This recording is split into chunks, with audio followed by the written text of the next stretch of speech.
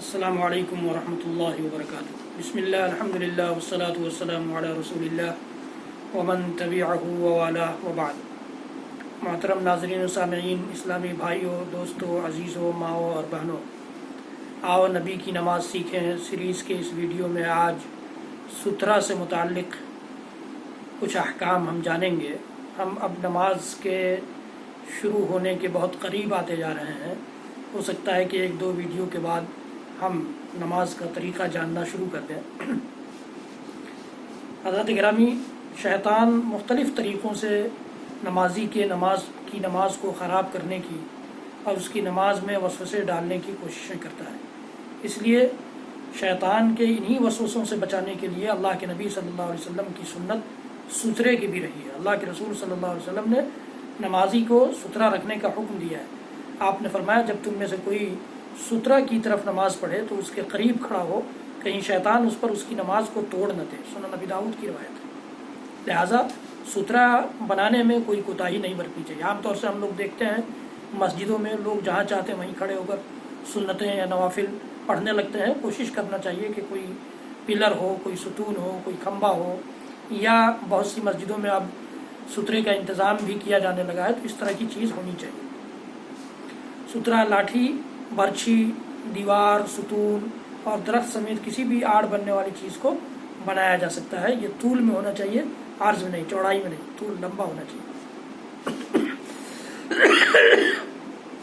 سترے کی اہمیت سے متعلق اللہ کے نبی صلی اللہ علیہ وسلم کی ایک حدیث گرامی ہے، اذا قام احدکم یصلی فانہ یسترہ اذا کان بین یدیہ مثل آخرۃ الرحل، کہ جب تم میں سے کوئی شخص نماز کے لیے کھڑا ہو تو اس کے سامنے پالان کی پچھلی لکڑی کے برابر کوئی شے ہو تو وہ آڑ کے لیے کافی ہے۔ اہل عرب اونٹ پر جو بیٹھنے کے لیے یا ٹیک لگانے کے لیے جگہ بناتے تھے، پیچھے لکڑی ہوتی تھی، تو اسی لکڑی کی مثال اللہ کے نبی صلی اللہ علیہ وسلم نے دی ہے۔ تو اس طرح کی لکڑی، یعنی لمبائی میں کوئی لکڑی ہو تو اچھا ہے اس کی نماز کے لیے۔ یہ اللہ کے نبی صلی اللہ علیہ وسلم کی حدیث گرامی ہے۔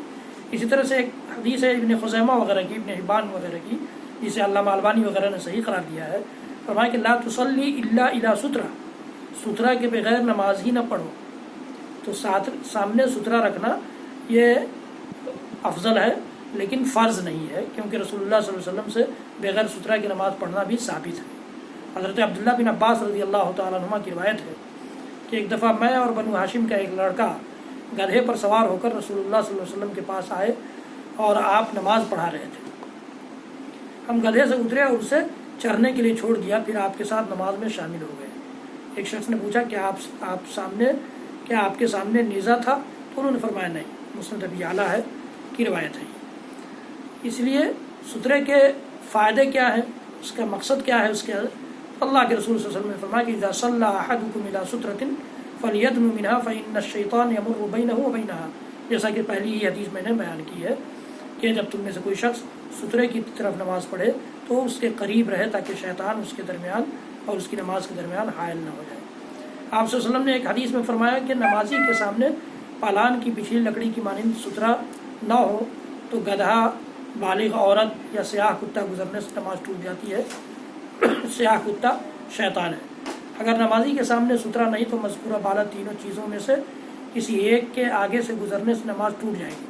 اسے نئے سرے سے نماز پڑھنی چاہیے۔ یہی بات اس حدیث سے ثابت ہوتی ہے۔ ان کے علاوہ کسی اور چیز کے گزرنے سے نماز نہیں ٹوٹتی، کیونکہ اس کے متعلق کوئی صحیح واضح حدیث موجود نہیں ہے۔ سترہ کے اندر سے گزرنے والے کو روکنا، رسول اللہ صلی اللہ علیہ وسلم نے فرمایا ہے کہ اذا صلی احدکم الی شیء یسترہ من الناس فاراد احد ان یحتاز بین یدیہ فلیدفعہ فإن ابى فلیقاتلہ فإنما هو شیطان۔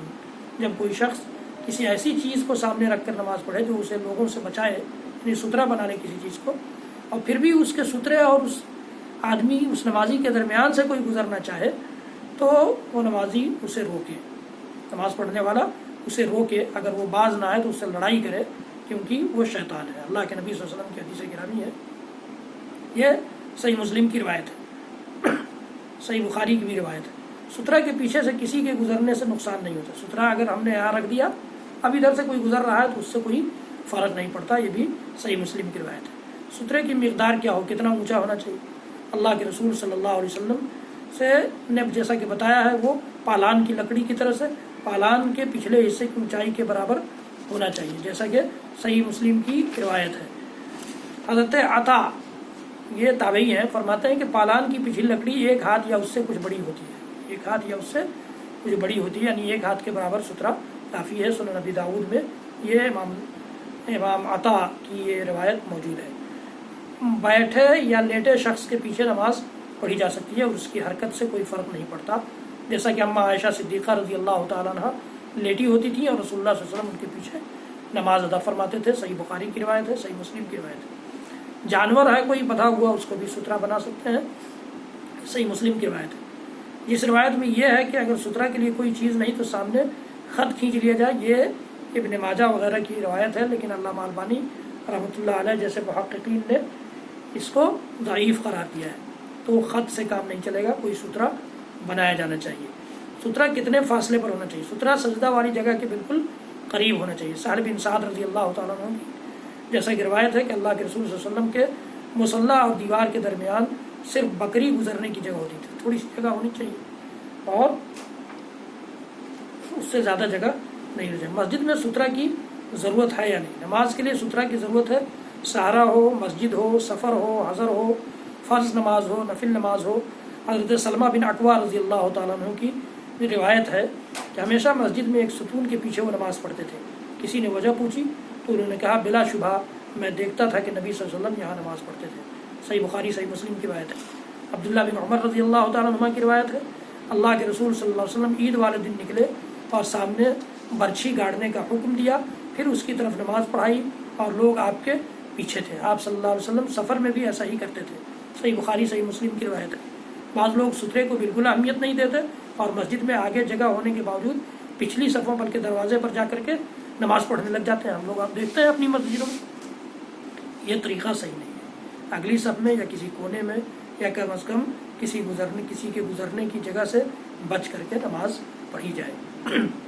امام کا سترہ مقتدیوں کے لیے کافی، جماعت سے نماز پڑھ رہے ہیں تو اگر امام کے سامنے سترہ ہے، امام کے سامنے کوئی دیوار ہے یا پلر ہے یا کوئی چیز سترہ بنا دی گئی ہے تو پھر دوسرے لوگوں کے لیے سترہ کی ضرورت نہیں ہے۔ سترۃ الامامی سترۃ من خلفہ، صحیح بخاری کی روایت ہے کہ امام کا سترہ سارے مقتدیوں کا سترہ ہے۔ اس کے تحت وہ عبداللہ بن عباس رضی اللہ تعالیٰ عنہ والی حدیث بھی ذکر کرتے ہیں امام بخاری رحمۃ اللہ علیہ۔ اگر امام کے سامنے سترہ ہے اس کے آگے سے گزرنے میں کوئی حرج نہیں، چاہے مقتدیوں کے آگے کوئی سترہ نہیں۔ بعض صف کے آگے سے گزرنا جائز ہے۔ سیدنا عبداللہ بن عباس رضی اللہ عنہ بیان کرتے ہیں کہ میں گدھی پر سوار ہو کر منا میں آیا، جیسا کہ اس سے پہلے آپ کو بتایا گیا۔ رسول اللہ صلی اللہ علیہ وسلم وہاں نماز پڑھا رہے تھے، میں بعض صف کے آگے سے گزرا، پھر میں نیچے اترا، گدھی کو چھوڑا اور صف میں شامل ہو گیا اور مجھ پر کسی نے کوئی اعتراض نہیں کیا۔ صحیح بخاری اور صحیح مسلم کی روایت ہے۔ نمازی کے آگے سے گزرنے کا گناہ کیا ہے؟ اللہ کے نبی صلی اللہ علیہ وسلم نے فرمایا ہے لو یعلم المار بین یدی المصلی ماذا علیہ لکان ان یقف 40 خیرا لہ من ان یمر بین یدی۔ اللہ کے نبی صلی اللہ علیہ وسلم نے فرمایا کہ اگر نمازی کے سامنے سے گزرنے والے کو اس کے گناہ کا پتہ چل جائے تو 40 سال یا 40 مہینے یا 40 دن، 40 صرف اللہ کے نبی صلی اللہ علیہ وسلم نے ذکر کیا ہے، اس کے بعد سال مہینہ دن کا ذکر نہیں کیا ہے، لیکن اگر 40 دن بھی مان لیا جائے، کم سے کم مدت مان لیا جائے تو بھی تک ٹھہرا رہے، یہ اس کے لیے اس کے سامنے گزرنے سے بہتر ہے۔ اگر اس کو گناہ معلوم ہو جائے گا تو وہ نہیں گزرے گا، ڈر سے کہ وہ چاہے 40 دن وہیں کھڑا رہنا پڑے۔ آپ تصور کیجئے کہ کتنا بڑا گناہ ہے۔ یہ صحیح بخاری صحیح مسلم کی روایت میں نے آپ کے سامنے پیش کی ہے۔ سالم بن امیہ ابو الحضر رحمۃ اللہ علیہ فرماتے ہیں میں نہیں جانتا کہ آپ صلی اللہ علیہ وسلم نے 40 دن کہا، یہ 40 مہینے، یہ 40 سال۔ اللہ اکبر، بہت بڑا گناہ ہے، اس لیے ہمیں اور آپ کو قطعی طور پر پرہیز کرنا چاہیے۔ نمازی کے آگے اگر سترہ نہیں ہے تو اب سوال پیدا ہوتا ہے کہ کتنا آگے سے ہم گزر سکتے ہیں۔ ابو داؤد کی ایک ضعیف حدیث میں ہے کہ پتھر پھینکنے کے فاصلے کے بقدر جگہ چھوڑ کر نمازی کے آگے سے گزرنا جائز ہے۔ بعض علماء نے کہا ہے کہ 3 صف کے بقدر فاصلے پر سے گزرنا جائز ہے، بعض کا کہنا ہے کہ اتنے فاصلے سے گزرنا جائز ہے جہاں عام طور پر نمازی کی نظر نہ جائے، لیکن اس حد بندی کے متعلق کوئی بھی صحیح اور واضح حدیث موجود نہیں ہے۔ رسول اللہ صلی اللہ علیہ وسلم نے مطلق نمازی کے آگے سے گزرنے سے منع فرمایا ہے اور گزرنے والے کے لیے سخت وعید فرمائی ہے۔ تو اتباع رسول کا تقاضا یہی ہے کہ نمازی کے آگے سے کسی بھی صورت میں نہ گزرا جائے، بچا جائے، اللہ کے نبی صلی اللہ علیہ وسلم کی بات کا پاس و لحاظ رکھا جائے۔